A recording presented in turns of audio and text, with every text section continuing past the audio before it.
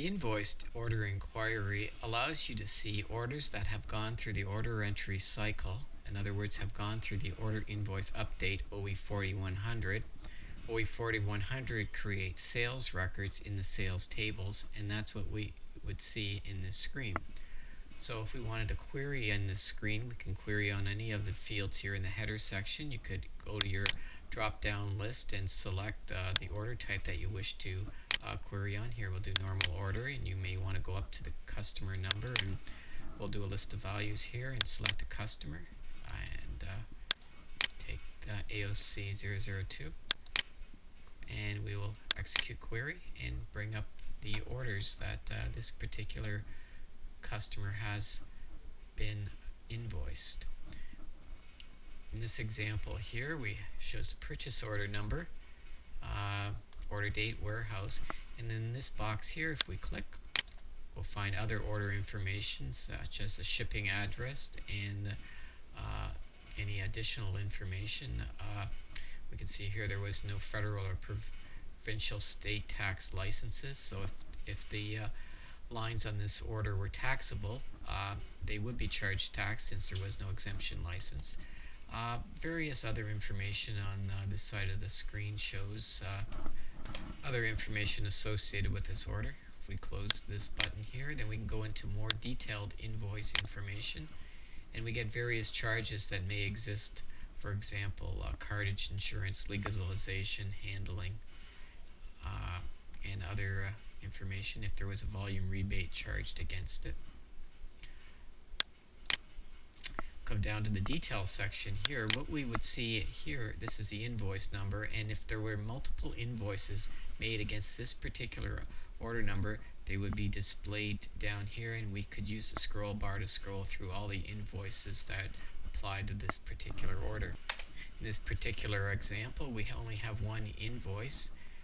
Backorder counter 0 refers to the number of times the order went through the order cycle. So in this case, it was only through once. If there are back orders on the order and an invoicing was done, the order would again have to go through the cycle, and a backorder counter of 1 would be created, and another invoice would be applied against this order. So in this case here, we have invoice 100024 showing the invoice date. If there was a prepayment made on this, it would show the prepayment amount, and this is the total invoice amount right here in this field. We have the currency, the exchange rate, how it was shipped, shipping weight. Now if we click on the detail buttons, we can find the exact products that were on this order. In this case, we only have one product on this order, so we have the product number. We can if we double click on this field, we can bring up the editor box to expand the size of the field so we can see the entire product number. That applies for any field on the screen. You can always double click to bring up the edit box. You might want to do that in the case of the description box just to see the entire description. Quantity shipped, a unit of measure. If it was a lot control product, we would see the lot. We have the region code there, the cost of the product per code, and the price that they actually paid in this case, per 1 unit. Any line item discounts would be displayed here. These two fields here refer to the provincial state tax license code and the federal tax license code. In this case, it's not populated.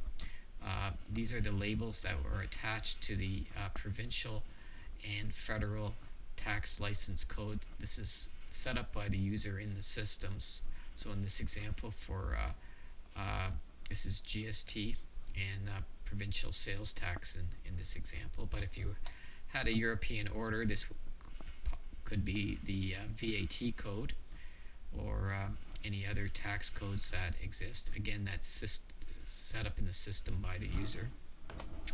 And we have the salesperson number. If we close this box, if a prepayment was made against this particular invoice, we could click on the prepayment button, and in this case it was an invoiced order. But if a prepayment was made, we would be able to see the payment code such as cash or MasterCard, Visa, check, and the additional information that would apply to that, like the check number, the account number for the credit card, the expiry date, and the authorization number, and actually the amount that they made as the payment. If we exit this pop-up box.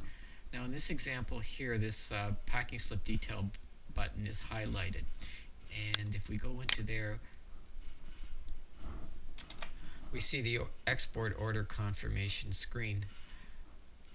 This screen will only appear if the order has gone through the export order confirmation cycle, which is a series of programs in the order entry module that allows you to confirm your order through the export order confirmation. These are orders that you will be exporting out of your country and need specific custom papers for.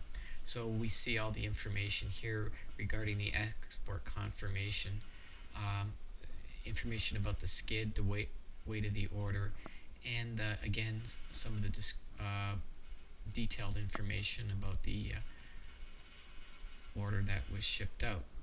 We can click on the exit button to bring us back to the main screen. If the shipping confirmation was not done through the export order confirmation program, the packing slip detail button would be grayed out. In other words, the user would not be able to access this field. That concludes the tutorial on the invoiced order.